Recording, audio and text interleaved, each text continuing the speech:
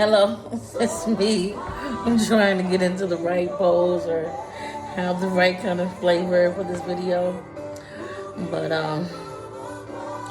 I decided to pre-record myself in hopes that I can give out more information than I usually do. I usually fall shell shock to being on the live. And I just wanted to let everyone know that I appreciate those who give, and those who would like to give, go ahead and go to the GoFundMe and donate to giving the books to the prisoners. It is definitely a wonderful, wonderful opportunity I've been given to help people. And today I just wanted to talk from the perspective of, a lot of people won't tell you the secrets or jewels or ways that they develop in life. Maybe they don't know how to articulate it and put it in words, but God has blessed me with the ability to be able to see things from a certain vernacular and express it to those who will listen. And there is no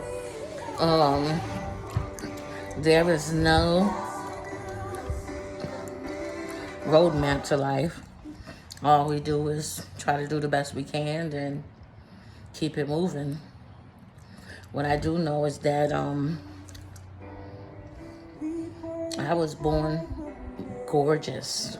I mean, drop dead gorgeous, and with a certain level of intelligence that many people aren't blessed with. And I've never had to work hard for anything in my life, because when you're beautiful and you're intelligent, pretty much you can make it happen for yourself. And you don't really have to work that hard. But what they don't tell you is that when you abuse, the power that you have, being pretty and being intelligent, the consequences of that, people will leave that out. Parents are raising beautiful children every day and never dropping the jewels on them that it's something more important, something deeper, something bigger than your beauty. It's how you're responsible with it, how you handle it. Like some guys are blessed with strength. To whom much is given, much more is required. When you have a lot, you are supposed to take care of it, because it was a blessing that you were given more than others. Well, I never knew that. Did a lot of things just because I could. Without a care, without fear. And so I remember when I was selling my book 3 years ago in Coney Island in the library, and one of my friends, Xavier, said to me, he said, "Cynthia, when will you consider yourself to be successful?" And I said, when you can't reach out and touch me, I'll be successful. And so I was thinking of it on the lines of,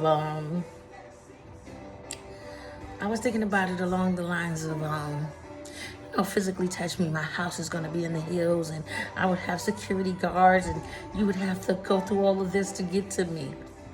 And I gave the right answer, but I didn't expect him to ask me that, and I didn't really know how to respond. And that's the best I can come up with on the fly. And now I understand the answer. Even though it wasn't my definition of the answer at the time, it was still the right answer. When you can't reach out and touch me is when I'm successful. And I have to tell these stories because I'd be liking for you to understand where I'm coming from.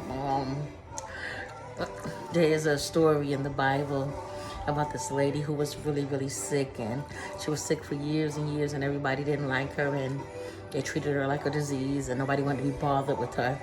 And Jesus was coming through the town, and she thought to herself, if she can just touch the hem of his garment, she knew she would be made whole. So she touched him in his garment. She was instantly made whole. And all my life I thought about this lady is resilient. She's determined. She just kept going. And she kept going. And so she touched the hem of his garment and she got the healing. Never did I look at it from the other perspective of when Jesus turned around and said, "Who touched me?"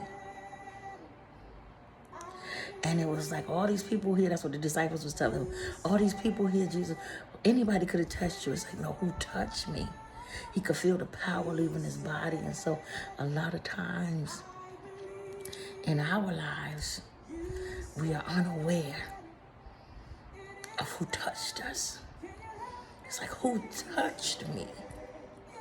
And sometimes when people touch you, I didn't understand when I said, you can't reach out and touch me. But the other day I was at the laundromat and I had dropped my laundry basket and I was trying to get my clothes all in there real quick. I didn't want nobody to see my underwears and all this other stuff. Trying to get the stuff in the laundry basket real quick. And this guy was in the car and he was laughing. So I looked up at the car and I was like, something funny? And then I caught myself. I was like, dust. That's what I said. And I just let it go. But he was trying to touch me. He was trying to steal my joy. And it's like, who touched you? Who is touching you to steal your joy, to steal your peace, to steal from you and to knock you off the path or the course that God has designed for you to be on? So many times we got this snap, crackle, and pop personality. We ready to snap, crackle, and pop. We on the surface level. All we see is the hair, the face. We never get beyond that. When we see touch, we think feel it. You can feel it. We stay in our feelings. But it's very powerful when you understand who touched me. Because when you know somebody's trying to touch you, you can put up your you know, like in the superhero movies, they got this blocker, like a bubble that they put around themselves, or you know, to block stuff from getting in. What do they call, like a shield? So when somebody's trying to reach out and touch you, you can put up your shield to block it. And my sister had the blocker. She had the shield blocker all her life, and I didn't know, and maybe she didn't know she had the shield blocker. And I remember we was younger, probably like teenagers, late teenagers, somewhere in there. And she was kind of weird. So, you know, I thought she was being rude and I thought she was really mean. Because people would come up to her and be like, oh, what you about to do? And she'll just put her hand in their face like dust. I'd be like, oh my God, she is crazy. They'd be like, oh, where you about to go? They'll say something to her. A guy come and try to talk to her. She's like, dust. And I'd be like, what is that, dust? I don't even know if they could understand what she was saying to them because she wouldn't even really move her mouth. She just like dust. And she would do like this and they would like dust. Like, dust. You know, like, but I could hear her and I knew what she was saying, so. Now I understood she wasn't letting them touch her. It wasn't a physical touch. When they was coming to her, they was coming to steal something from her. Her jewelry, her peace. And the moment they opened their mouth, she knew and she reduced them to dust. It was a dead situation for her. And I never understood it. It was like, I got all this intelligence, I got all this beauty, and I couldn't see that. So, who touched me? You gotta be careful who you let touch you. Who you let steal your joy. Who you let, what you react to. And so, I thought it was just beautiful revelation, and I'm reaching out. It's just had this commercial on reach out and touch somebody. I'm reaching out, trying to touch you, and you, and asking you to donate to the GoFundMe. To reach out and touch somebody in prison.